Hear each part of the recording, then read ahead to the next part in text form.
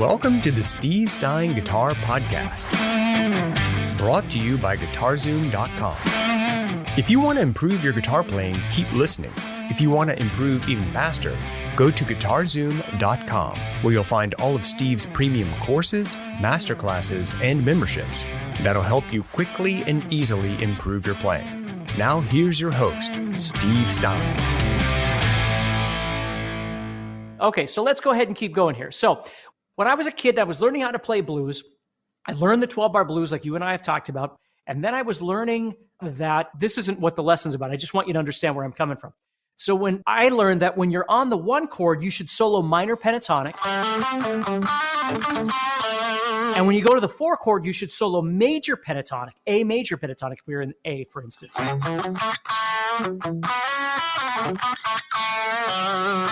Okay? And so I just grew up, again, I was quite young at this time, but I thought that's what you did was if you were in, if it was on the one chord, you played minor, and when it goes to the four, you play major. Well, come to find out later that is a possibility. But in reality, play major and minor anytime you like. You can switch back and forth between those anytime you feel like it, okay? But it does work. I mean, if you think about it, if you were playing your one chord and you go, and then it goes to the four,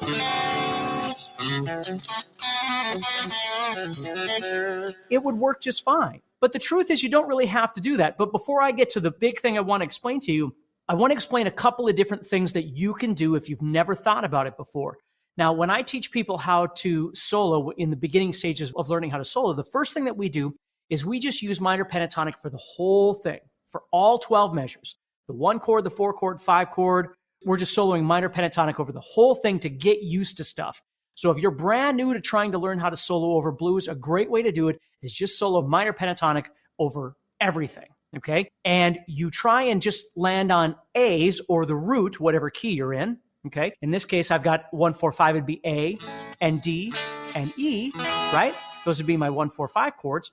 But maybe in the very beginning, I'm just trying to target an A or a root. You see? So you just land on A's as much as you can. You just try and get used to targeting your movement to A's. That's step one. Step two is you get used to that, okay? And maybe what you do is you start landing on A's over A and D over D and E over E, right? So now you start trying to target the chords a little bit more. So A comes up and you go to A. D comes up, you start trying to target a D. E chord comes up, you start trying to target the E. Okay, so that's step two, all right? Now, I'm not going to run through 14 steps for you, but just so you kind of understand how this works. So the third thing what you do then is you start exploring some different scale options. And one of those is major pentatonic. So you can take your minor pentatonic, I'm starting with my first finger here on A, and I could move the entire minor pentatonic scale back 1, 2, 3 frets. That puts my pinky on A. My first finger's on F sharp, but my pinky's on A. If I play that exact same shape down here, 3 frets lower, 1, 2, 3.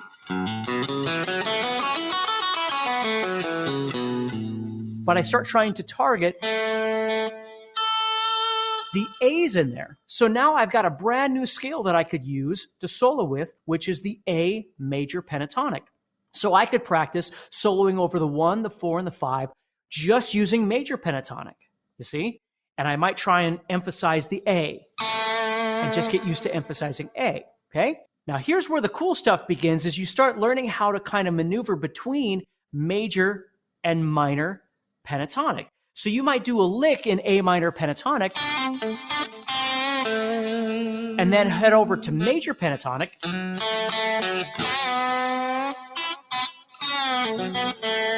and then maybe you head back to minor pentatonic.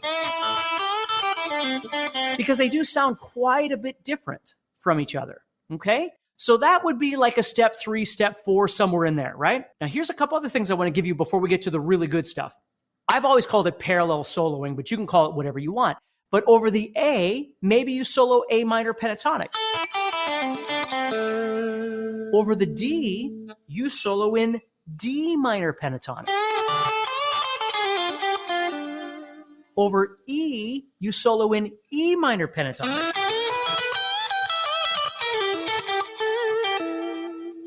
And that's how you get these kind of parallel things where you hear people going,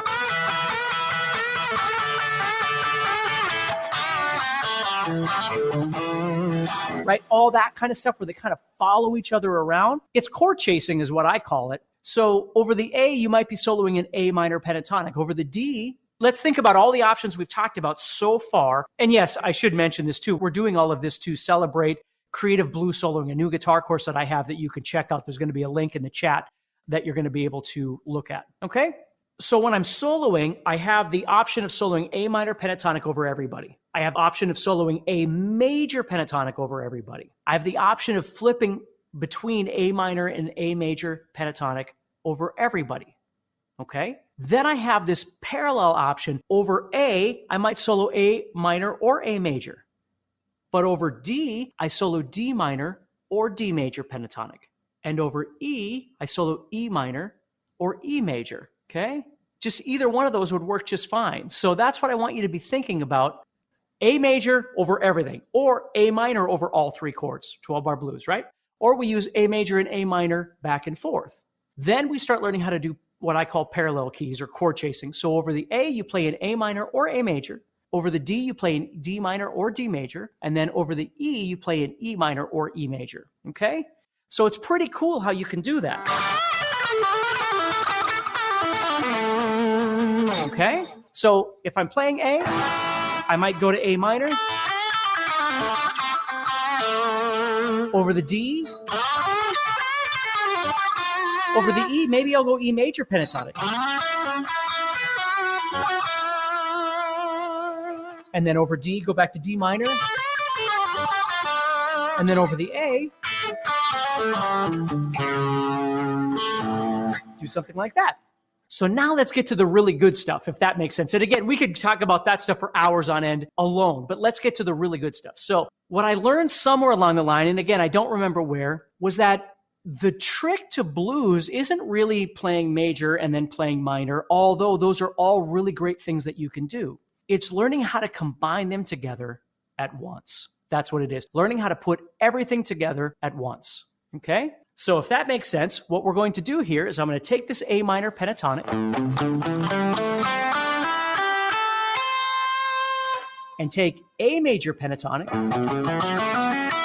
and I'm going to start combining them together.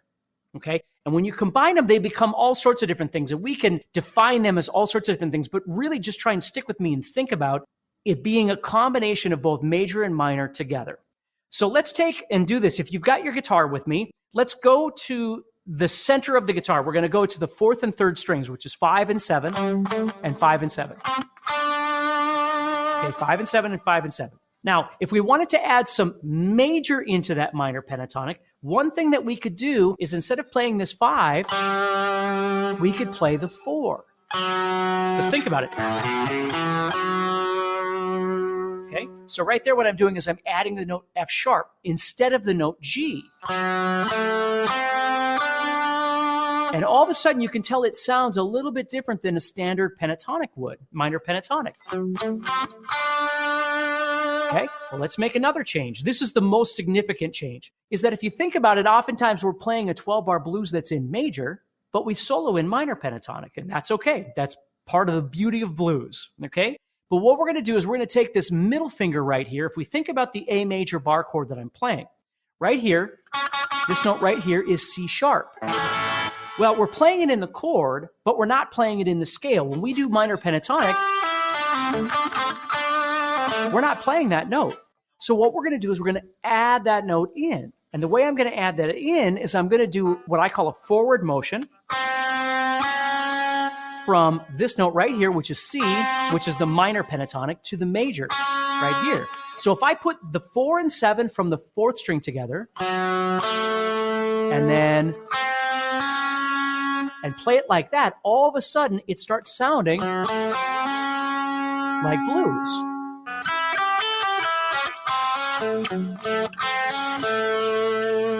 So let me just go a little bit further here, and I'm sorry if this is falling off for some of you if you've never studied your scales before, but if you understand that your pentatonic scale has multiple positions, or boxes we call them, right, that you connect across the fretboard. So what I'm doing here is I'm simply taking the major pentatonic and I'm playing the second position. Now you can write this down really quick if you want to on a piece of paper, but if I played the second position of A major pentatonic, I'd be playing 5 and 7, 4 and 7, 4 and 7, 4 and 6, 5, 7, 5, 7. That would be the second position of A major pentatonic. That's all I'm doing is playing A major pentatonic in what I'm calling the second position. And what I want to do is visualize that over the first position of A minor pentatonic that many of us know, right? So A minor pentatonic is 5, 8, 5, 7, 5, 7, 5, 7, 5, 8, 5, 8. And I'm trying to visualize those two positions over the top of each other, like one of them is colored red and one of them is colored green or something, right? So I can see how they're different from each other. And I can also see how they're the same from each other, right? What the relationship is between these two. So when I start playing blues, what I want to do is I want to pick out certain notes from what could be considered the minor pentatonic and then certain notes from the major pentatonic and put them together and get this unique new sound. And that's what I want to show you right now.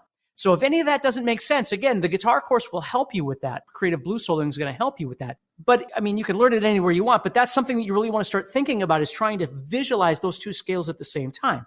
Now, that doesn't mean you want to play all the notes sequentially, because if you put those two together, you're going to wind up with lots of notes. And the problem is if you just start playing like this, it doesn't sound like blues. It sounds more like you're playing what we call a diatonic scale. So the trick is trying to play certain notes from each one of those strings, and that's what I want to show you right now, okay? So let's say this. Again, if you've got your guitar, and if you don't, hopefully you can watch this later when you've got some time because you'll be able to watch the replay. So let's say I started on that fourth string again, and I play 4 and 7. Now those two notes could be looked at as either one from major and one from minor, or we could look at them both as just being from major. Again, that's really not the point, but if you visualize those two, you're going to see what I'm talking about. Okay? Then the next string, what we're going to do is play 5 and 6, which I've always called the minor to major twist. We're going from minor pentatonic to major pentatonic, which really doesn't make any sense in logical theory, but in the theory of blues or rock and roll, it just sounds friggin' cool. So the next string, what I'm going to do is I'm going to play 5 and 7, 5 and 7, okay? Now, those two we could look at as coming from the major pentatonic. So we had kind of major here, major minor twist here, major, and then minor, we're going to play 5 and 8 up top. So if I put that whole thing together, I get...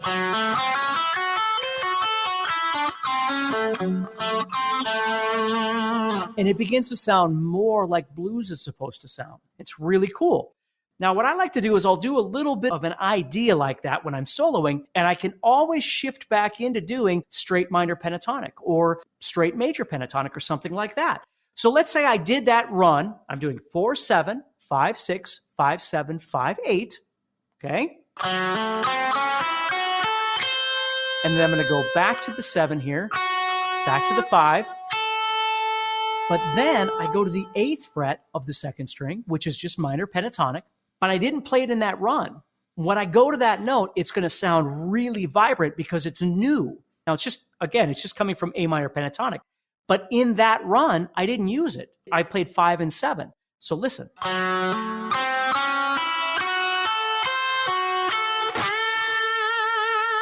And it gives me that authentic kind of bluesy sound. So I'm connecting up the two positions through that 5 and 7 spot. That's exactly what I'm doing.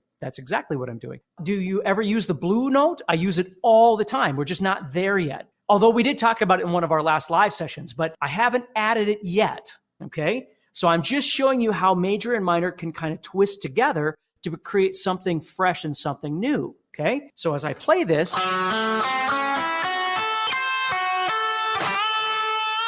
I go to that 8th fret, all of a sudden, it just brings that minor pentatonic back out. Now, from there, I might do a pentatonic lick, minor pentatonic, using the blue note that somebody had just mentioned. So maybe I go Fen says, is that the same as playing modes? For me, it isn't, because when I play modes, I'm focusing on other notes. Like if I'm playing Dorian, I'm trying to focus, for instance, on the major 6 or something like that. When I'm thinking about blues, I'm thinking about, again, pentatonic is what needs to stand out the most. That doesn't mean that sometimes I don't use modes when I solo blues or something like that, because that's another topic of conversation. And if you know your modes, think about this. And again, I'm not going to try and get too deep here, but if you know your modes, when I play this 5-7, which is coming from the major pentatonic, we could look at this as the major 6th of Dorian, which is just a great note to add in if you know Dorian. If you don't worry about it, okay? But see, if I come back down with minor pentatonic, maybe add that blues note in with the slide that we talked about a couple of sessions ago. See, it has that bluesy sound, but now I'm accentuating more of that minor blues sound.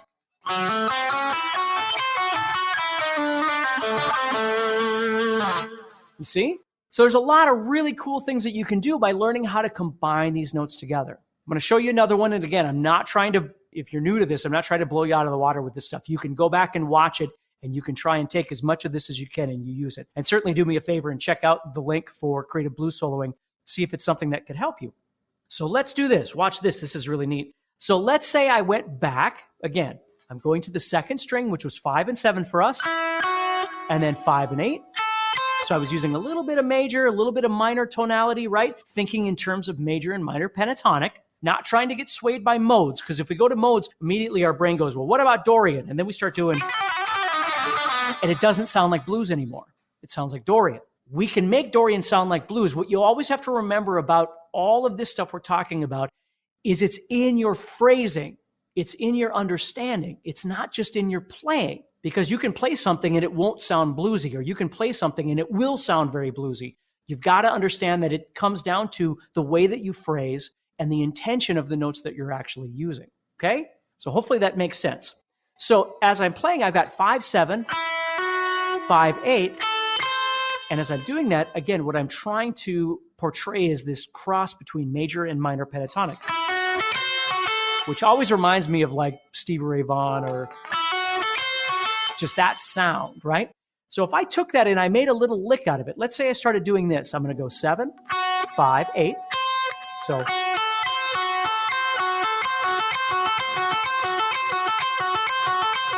just a little lick, right? I could use that over this.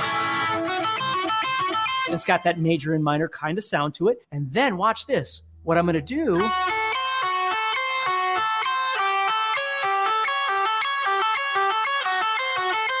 is I take these two notes, the 7 and the 8 that I'm playing, and I move them up 1 fret. So now this is on 9. So chromatically, it's just a shift of those two notes. But let's look at what actually happened.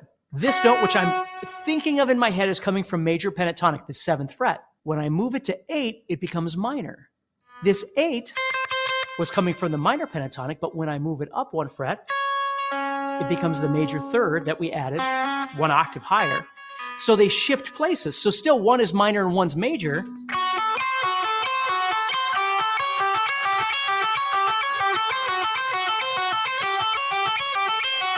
So you can get some really cool licks.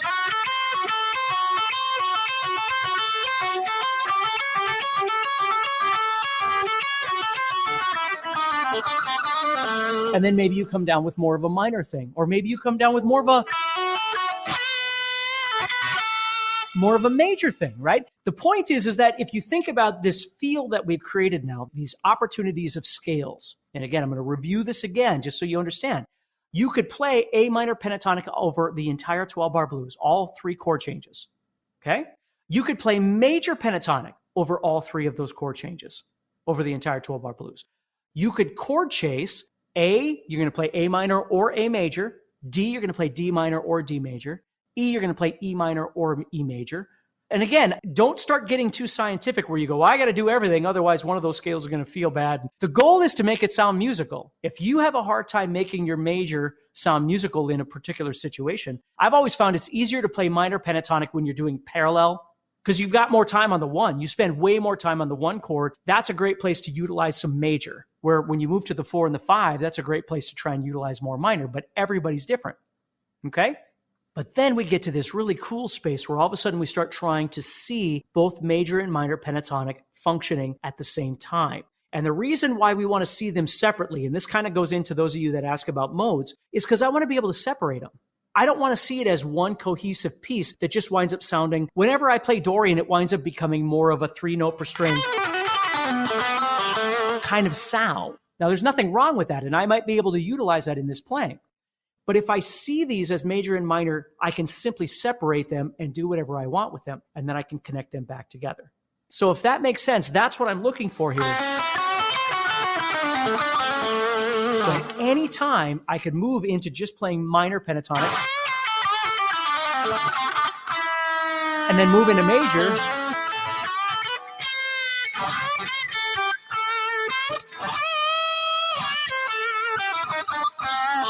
And then combine those.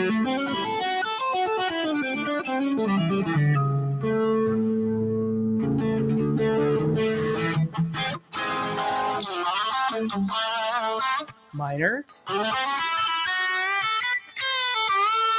major going into minor. You see, there's all kinds of really great stuff that you can do. Gary mentions B.B. King. This is the quintessential elements that made those blues players really great, was the ability of being able to move back and forth between these and manipulate the sounds that you get. I mean, you can turn this into whatever you want. It can become more rock-oriented, faster playing, whatever it is you want. But that's what it is. And then you include that with the idea that you can add in notes that don't fit in major or minor pentatonic. Maybe you start doing chromatic stuff. You know, you play a lick. And right there, I played 8, 7, 6, 5 on the second string, right? Again, it gives me another new kind of sound. I was used to think, like, one of my favorite Stevie Ray Vaughan licks, very simple, but if I go, or, I mean, there's a million ways I can do it, but the point is, he's doing a lick I showed you a couple of sessions ago.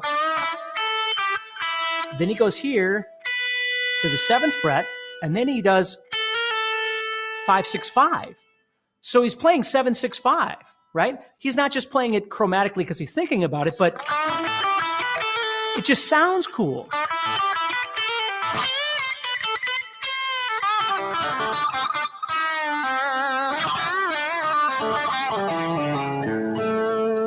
Whatever it is you like, okay? Yeah, Gary Moore, like somebody mentioned Gary Moore. I'm a huge Gary Moore fan. There's so many players that you can look at, but this is the trick, is learning how to move back and forth between these. Now, that doesn't mean that you just want to play major and minor combined together. Sometimes you just want to play minor. Sometimes you just want to play major. That parallel idea, that chord chasing idea I was talking about before, is still great when you're on a 5 and you're going, and then 4 comes up, and then 1 comes out. Then you might do something where you're combining them. But see how different that sounds? So again, I just have to be careful that I don't overdo my thought process by thinking I have to do all this all the time. I mean, the beauty of 12-bar blues, especially if you got a jam track, is it goes on for like 5 minutes. So you can test out all these different things at different times and see what works for you, see what you need help with. But what I would recommend, and I did this again in another session, was get yourself a piece of paper and just write down, for instance, play A minor over everything, or minor pentatonic. Maybe you're not in A, maybe you're in G or something. Play major pentatonic over everything. Mix major and minor. And by major and minor, I mean going back and forth between them. Then you might have parallel soloing. And that means solo A whatever you want over A, D whatever you want over D, E whatever you want over E, okay? And then blend A minor and major. That's where we put the two together. Why doesn't any of this work with jazz, Danny? Because jazz is generally built off the major 7th and not the dominant 7th. When we play the dominant 7th, that's where we get the bluesy kind of, for those of you that know your modes, you know, this is where Mixolydian and Dorian and that sort of thing. Because we get the flatted 7, the minor 7, and the major 6th. Those are the notes that really accentuate the blues. But then neither, you know, then we have to add the major 3rd. So we're playing the minor and the major 3rd.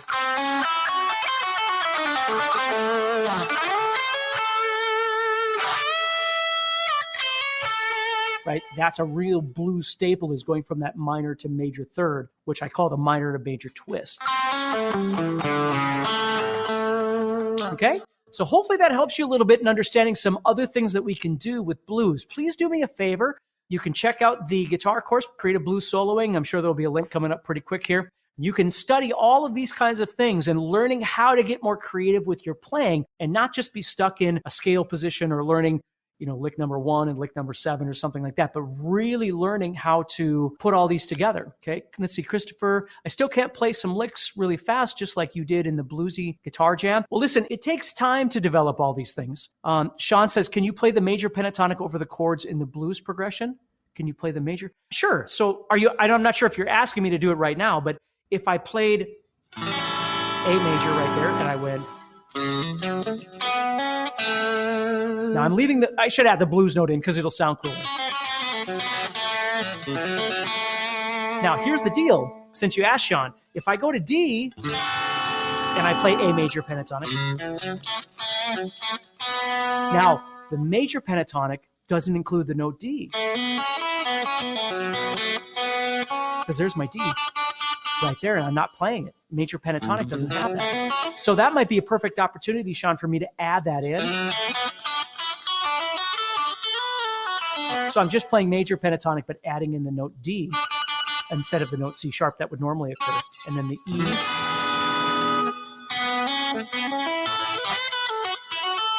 But can you see how the major pentatonic falls short, okay? The minor pentatonic has way more spice to it, which is why oftentimes we teach or learn minor pentatonic first, because minor pentatonic has more of that flavor with all the bending and things that we can do. And then we add the flavor of major pentatonic into the minor by going to it once in a while or something, or by combining them. Hopefully that kind of makes sense. Thank you too, Sean. Let's see here.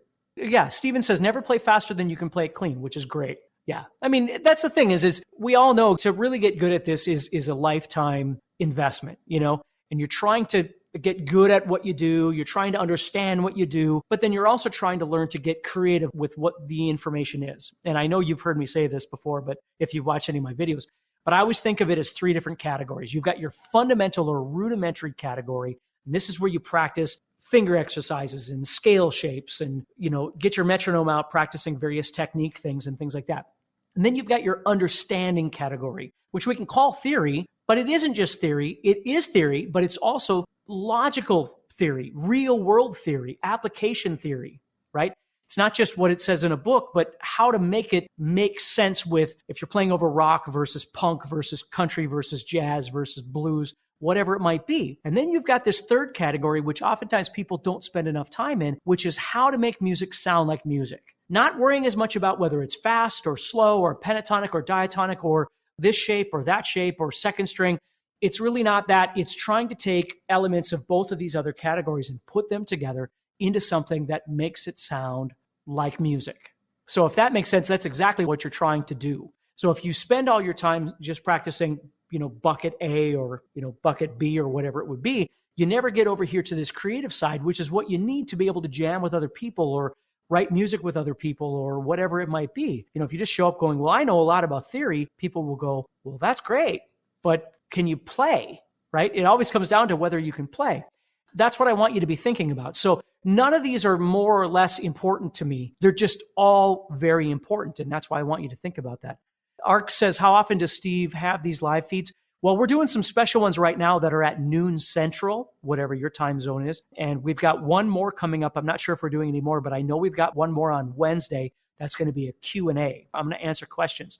Now, I'm going to let you know, though, that the Q&A has to be pertaining to blues. I don't want to get off in the weeds talking about diminished triads or something like that for a thrash metal tune. I love metal as much as anybody. Believe me, I do. Our Q&A should be more centered around what we're talking about, which is blues elements and trying to make things sound more like blues. Okay? So let's see here. Andres says, you mentioned it's easier to bend in the minor pentatonic just because where it's sitting in the position itself there, Andres. So if you think about it, when I'm playing minor pentatonic, if I play A minor pentatonic, the 7th fret right there is a common place to bend a whole step. And again, this was in an earlier session. And the 8th fret and the 8th fret, these are 3 really common places that you hear every guitar player on the planet do bends.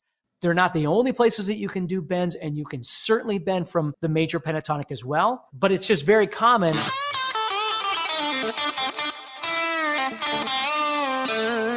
to hear those kind of bends coming from your minor pentatonic, where your major